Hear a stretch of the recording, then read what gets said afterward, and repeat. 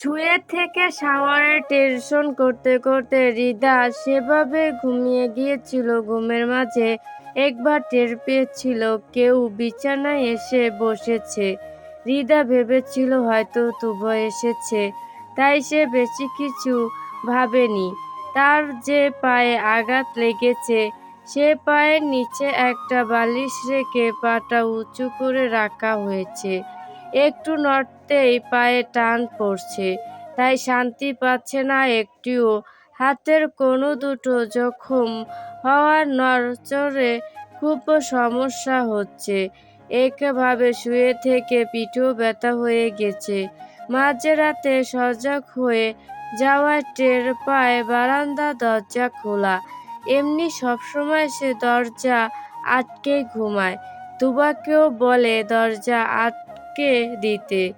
আজকে কিছু বলেনি বলে খোলাই রেখেছে মেয়েটা। এখন সজাগ হয়ে যাওয়া রিদার আর ঘুম আসছে না। তুবার স্বভাব আছে ঘুমের মাঝে হাত পা নড়ানোর, তাই সে শোয়ার পরে নওশীন বেগম মাঝে একটা বড় কোলবালিশ রেখে দিয়ে গিয়েছিলেন।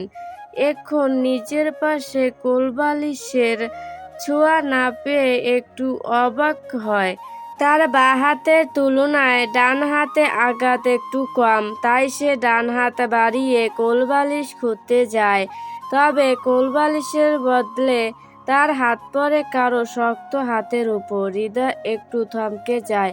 হাতটা তুবার হাতের মতো নরম নয়, বরং শক্ত আর উষ্ণ। হৃদয় ভেবেছিল হয়তো ঘুমের ঘোরে তুবা কোলবালিশ ওপাশে রেখে এদিকে চলে এসেছে। তাই সে তুবার হাত সরিয়ে দিতে চেয়ে বলে, তুবা হাত সরা এখান থেকে, এখনই গায়ের উপরে তুলে দিবি তো। কিন্তু হাতটা সরানো তো দূরের কথা, বরং শক্তপোক্ত হাতটা তার নরম কোমল হাতকে নিজের মুঠোয় নিয়ে নেয়। হৃদার বুকটা ধক করে উঠে। আদো অন্ধকারে সে পাশ ফিরে তাকায়। তবে অন্ধকারে সে কিছুই বুঝতে পারে না, তবে স্পষ্ট অনুভব করতে পারছে তার পাশে তুবা নয়, বরং বিশাল দেহী কোনো পুরুষ মানুষের উপস্থিত রয়েছে। সে এখন আর হাতটিকে নিজের মুঠোয় ধরে রেখেছে। হৃদা হাত ছাড়ানোর চেষ্টা করলে ব্যক্তিটি তার হাত ছাড়ে না। হৃদা ভয় পেয়ে কিছু বলতে নিলেই তখন তার বালিশের কাছে থাকা ফোনটির আলো জ্বলে ওঠে। ফোনের আলোয় সে স্পষ্ট শাওয়ারকে দেখতে পাচ্ছে।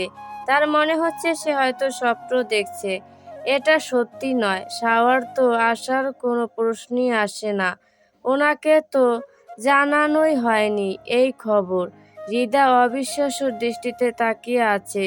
তার তাকানো দেখে শাওয়ার বুঝে হৃদা তাকে স্বপ্ন বলে মনে করছে। তাই তো কোনো রিয়াকশন দেওয়াও ভুলে গেছে। নিজের উপস্থিতি সত্য প্রমাণ করতে শাওয়ার তার হাতের মুঠোয় থাকা হৃদার হাত নিজের কাছে এনে হাতের পৃষ্ঠে ঠোঁট ছোঁয়ায়। হৃদা চমকে উঠে, মনের অজান্তে মৃদু স্বরে বলে উঠে, আমি আপনাকে স্বপ্নে দেখা শুরু করেছি মেজর সাহেব। মনে হচ্ছে আপনি বাস্তবেই আমার পাশে শুয়ে আছেন। শাওয়ার অল্প হেসে প্রত্যুত্তর করে, আছি তো, বাস্তবেই তোমার পাশে শুয়ে আছি আমি। হৃদা অবাক হয়ে তাকিয়ে থাকে। শাওয়ার ফোনের ফ্ল্যাশ লাইট অন করে রাখে। ফোনের আলোয় হৃদা দেখে তার পাশে সত্যি শাওয়ার শুয়ে আছে। হৃদা হাত বাড়িয়ে শাওয়ারের গালে হাত রাখে। তার বিশ্বাসই হচ্ছে না শাওয়ার সত্যি এসেছে। কালো চুলে আর্মি কাট করা, মুখে এখনো ক্লান্তির ছাপ মিশে আছে। কালো চোখগুলো গভীরভাবে তার দিকে তাকিয়ে আছে। বিশাল দেহে একটা হাফ হাতা টি শার্ট আর ট্রাউজার পরা তারই স্বামী নামক পুরুষটি তার দিকে মুখ করে শুয়ে তাকে গভীরভাবে পর্যবেক্ষণ করছে। আপনি সত্যি এসেছেন মেজর সাহেব? আমাকে তো আসতেই হতো। আমার বউটা যে অ্যাক্সিডেন্ট করে ঘরে পড়ে আছে, একে আমার তো বউকে সেবা করার জন্য আসতে হবে না? আপনার ডিউটি, বইয়ের ওপর আর কিছুই নেই। খবর পাওয়া মাত্র ইমার্জেন্সি ছুটি নিয়ে চলে এসেছি আমি। হৃদা চোখ দিয়ে পানি গড়িয়ে পড়ে। সে মৃদুস্বরে ফিসফিসিয়ে বলে উঠে, অনেক মিস করেছিলাম আপনাকে। শাওয়ার আলতো হাতে হৃদার চোখের পানি মুছিয়ে দেয়। তারপর হৃদার কপালে ঠোঁট ছুঁয়ে বলে, আমিও অনেক অনেক মিস করেছি তোমায়। খবরটা পাওয়া মাত্র স্যারের কাছে দৌড়ে গিয়েছি। ছুটির দরখাস্ত দিয়েই সোজা চলে এসেছি। ওরা অ্যাকসেপ্ট করেছে কিনা এখনো জানি না, তবে আমি তো বসে থাকতে পারি না। সোজা চলে এসেছি তোমার কাছে। সমস্যা হবে না পরে? আশা করি হবে না, হলেও পরে বাকিটা সামলে নিব।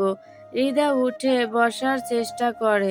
শাওয়ার তাকে উঠিয়ে বসিয়ে নিজের বুকের সাথে হৃদার পিঠ ঠেকায়। হৃদা আরাম করে বসে বলে, কখন এসেছেন এখানে? 12টা বেজে গিয়েছিল। সবাই নিশ্চয়ই আপনাকে দেখে চমকে গিয়েছে। তা তো অবশ্যই, আসার আগে জানাতে পারেনি তো। ফোনের ব্যাটারি শেষ হয়ে গিয়েছিল। এখানে এসে ফোনটা চার্জ করেছি। হৃদা অল্প হাসে। শাওয়ার তার মাথার চুলে হাত বুলিয়ে দিতে থাকে। তার চোখ হৃদার কপালের আঘাতের ওপর পড়লে সে সেখানটায় হাত ছোঁয়ায়। তারপর কোনো কিছু না ভেবে মুখ এগিয়ে সেখানটায় হালকা করে ঠোঁট ছোঁয়ায়।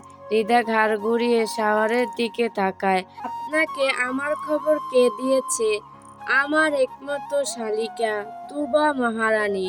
ভাগ্যিস সে বলেছিল এই ঘটনা দুদিন পরে শুনলে তোমার রক্ষা ছিল না। আসলে আপনি তো বলেছিলেন এখন এত তাড়াতাড়ি ছুটি পাবেন না, তাই দূরে বসে টেনশন দিতে চাইনি। তাই বলে অসুস্থতার খবরও দিবে না। আমি দুদিন পরে জানলে আমার কতটা খারাপ লাগতো তার কোনো ধারণা আছে তোমার? সব সময় বেশি বেশি বুঝো কেন? আমি দূরে থাকি বলে কি পরিবারের খবর নিতে পারবো না? আচ্ছা সরি, আর হবে না এমন। এখন থেকে আপনাকে সব জানাবো। আগে বলো, কি নিয়ে এত অমনোযোগী ছিলে? শুনলাম তুমি নাকি রাস্তা পারাপারে উদ্যম। এই তার নমুনা? আসলে এক্সাম নিয়ে টেনশনে ছিলাম। রেজি ঠিকঠাক লিখেছিলাম নাকি সেটাই ভাবছিলাম। এরই মাঝে ওই বদমাশ গাড়ি এসে মেরে দিয়ে পালালো। আমার এখানে কোনো দোষ নেই মেজর সাহেব। হ্যাঁ, তুমি তো দুধে ধোয়া তুলসী পাতা, তোমার কোনো দোষ থাকতেই পারে না। হৃদা ক্যাবলা মার্কা হাসি দেয় একটা। শাওয়ার একটু চোখ রাঙালে সে শব্দ করে হেসে ওঠে। শাওয়ারের কোলে হৃদা একটু নড়ে উঠলে শাওয়ার চিন্তিত হয়ে বলে, কি হয়েছে? অসমে যাবে? হৃদা একটু লজ্জা পেয়ে মাথা নাড়ায়। শাওয়ার বেশি কিছু না ভেবে তাকে সাহায্য করে তাকে ওয়াশরুমে এনে বসাতে হৃদা পেটে হাত দিয়ে বসে। এমন রাতে সজাগ হলেই তার ক্ষুধা লাগে। আজও তার ব্যতিক্রম নয়। শাওয়ার আবারও ভ্রু কুঁচকে তাকালে হৃদা বলে, আসলে মাঝরাতে সজাগ পেলেই আমার ক্ষুধা লাগে। আজও আর কি। আচ্ছা থাক, শুয়ে পড়ুন আপনি, ঘুমান। ক্লান্ত তো অনেক। ভাত খাবে? ভাত আনবো নাকি অন্য কিছু বানিয়ে আনতে হবে? লাগবে না বলছি তো, যা বলছি উত্তর দাও। হৃদা মিনমিন করে বলে, ভাতই চলবে। শাওয়ার দরজাটার দিকে এগিয়ে গিয়ে আবারও উল্টো ফিরে এসে বলে, আমি কিন্তু জানি না তোমাদের বাড়ির কোথায় কি আছে। সব উল্টো পাল্টা করে ফেললে আমার দোষ নেই। শাশুড়ি মাকে তুমি পরে সামলাবে। হৃদা হেসে ফেলে মাথা নাড়িয়ে বুঝায় সে মাকে মানিয়ে নিবে। শাওয়ার রুম থেকে বেরিয়ে রান্নাঘরে চলে যায়। রান্নাঘরের লাইট অন করে আশেপাশে তাকায়। সব খুঁজে প্লেট পেয়ে টেবিলে রাখে। সে খাবার শেষে দেখেছিল নওশীন বেগম বাড়তি খাবারগুলো ফ্রিজে রাখছেন। তাই সে ফ্রিজে খুলে খাবার বের করতে যায়। তখনই পেছন থেকে কারো উপস্থিতি টের পেয়ে সে চমকে উঠে। তাকিয়ে দেখে কবির সাহেব দাঁড়িয়ে আছেন। কবির সাহেব শাওয়ারকে দেখে বলে, তুমি এখানে বাবা? খাবার নিচ্ছ? ক্ষুধা লেগেছে তোমার? শাওয়ার প্রচণ্ড লজ্জা পেয়ে যায়। ইনি আবার না তাকে খাদক ভেবে বসে।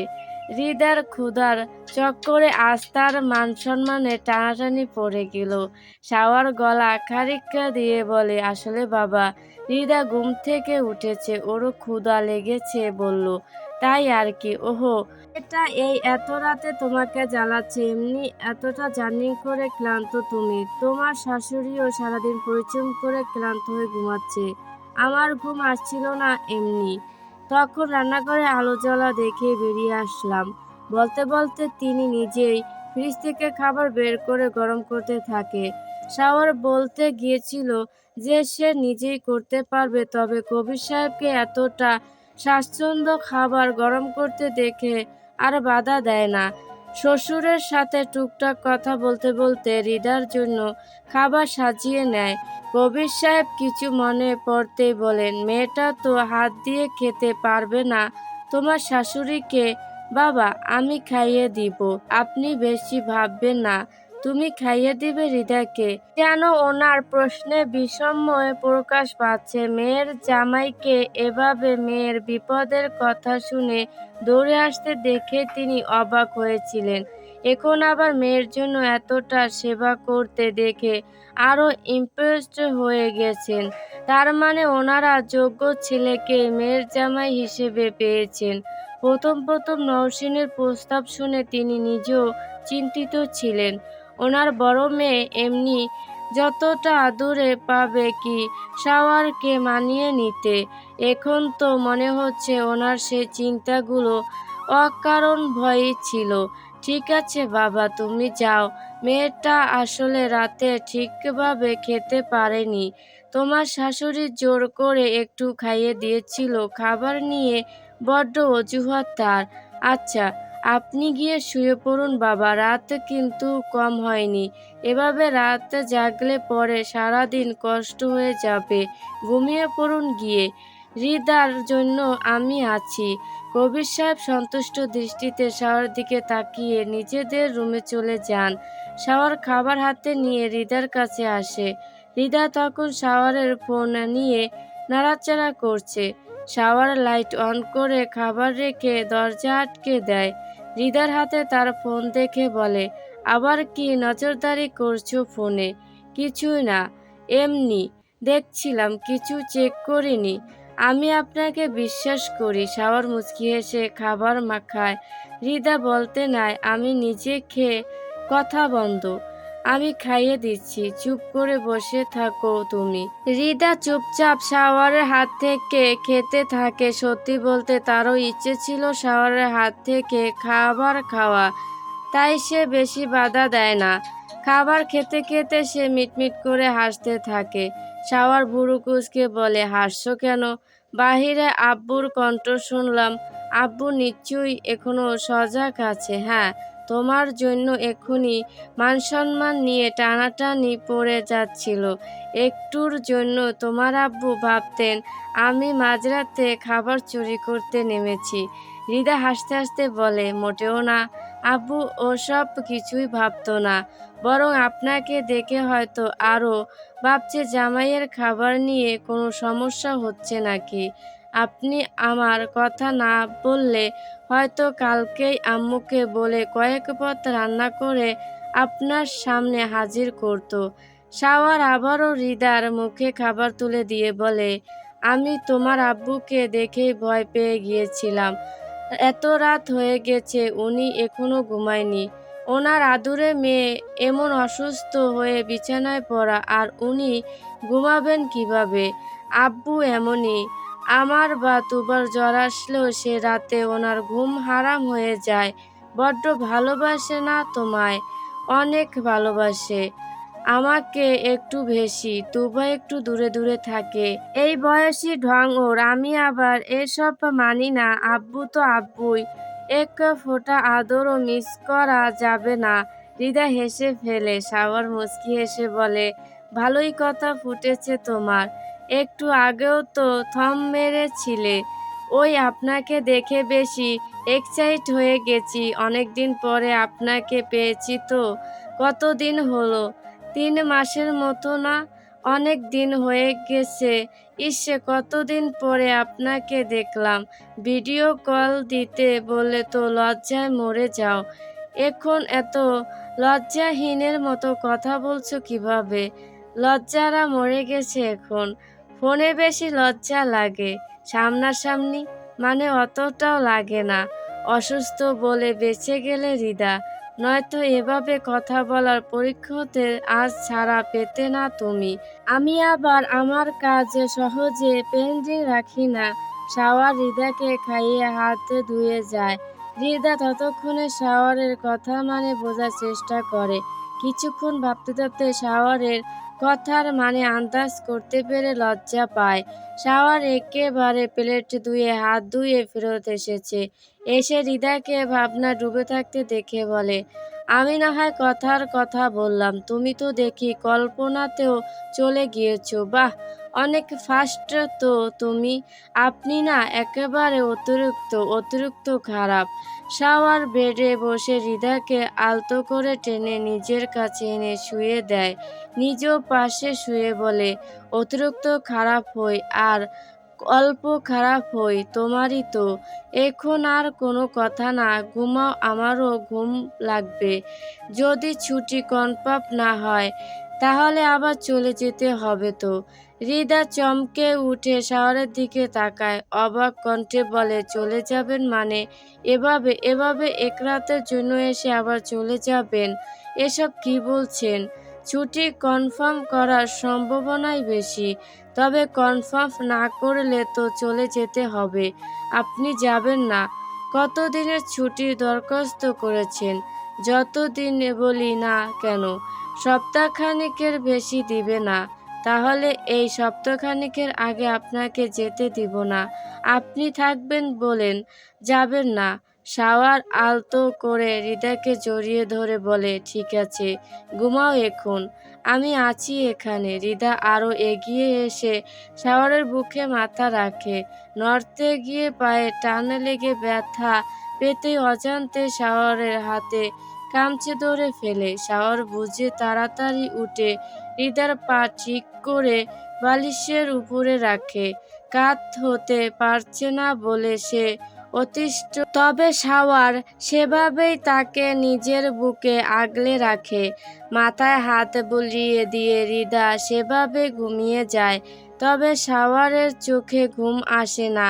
তার তো টেনশন হচ্ছে, আদৌ তার ছুটি কনফার্ম হচ্ছে কি না তার খবর নিতে পারেনি। সকালে উঠে খবর নিতে হবে, তারপরই সে নিশ্চিন্ত হতে পারবে।